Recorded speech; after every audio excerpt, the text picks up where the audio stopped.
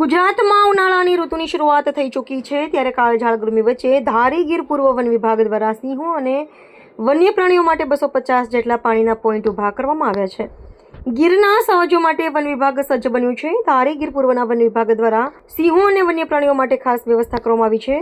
Division હેઠળ આવતી 8 રેન્જમાં 250 જેટલા પાણીના પોઈન્ટ ઊભા કરવામાં આવ્યા છે અને સિંહોને ઉનાળાની ઋતુમાં કાળઝાળ ગરમી વચ્ચે પીવાના પાણીની અછત ના રહે તે વન વિભાગ ખડે પગે રહ્યું છે અને 8 રેન્જમાં બીટગાર્ડને પાણી ભરવાની જવાબદારી સોંપવામાં આવી છે.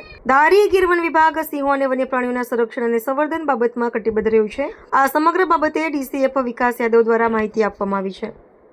નમસ્કાર, મારું નામ વિકાસ યાદવ છે. હું ગીર પૂર્વ વન વિભાગમાં નાયબ વન સંરક્ષક તરીકે ફરજ બજાવું છું અને જેમાં બધાને ખબર છે કે હવે ઉનાળાનો સિઝન ચાલુ થઈ ગયો છે અને આપણી જો તપોભૂમિ છે સૌરાષ્ટ્રની અને જો સાવજની ભૂમિ છે, અહીંયા કોઈ પણ પાણીની પ્રોબ્લેમ કે મુશ્કેલી કે અછત નહીં સર્જાય, આ વસ્તુને ધ્યાનમાં રાખીને ગીર પૂર્વ વન વિભાગ દ્વારા ઘણા બધા પાણીના પોઈન્ટ મેન્ટેન પણ કરવામાં આવી રહ્યા છે, નવા પોઈન્ટ ઊભા પણ કરવામાં આવી રહ્યા છે.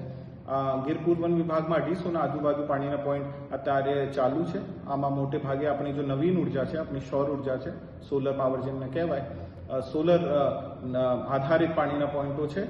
એમને હારે હારે આપણે પવનચક્કી દ્વારા સંચાલિત પોઈન્ટો પણ છે અને અમુક વિસ્તારો જો દુર્ગમ છે, અહીંયા ટેન્કર દ્વારા પાણી પણ ભરવામાં આવી રહ્યું છે.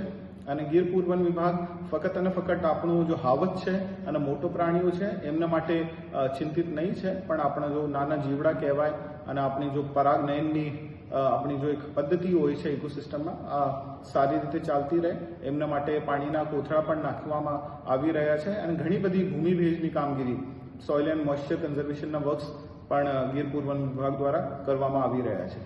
ધન્યવાદ.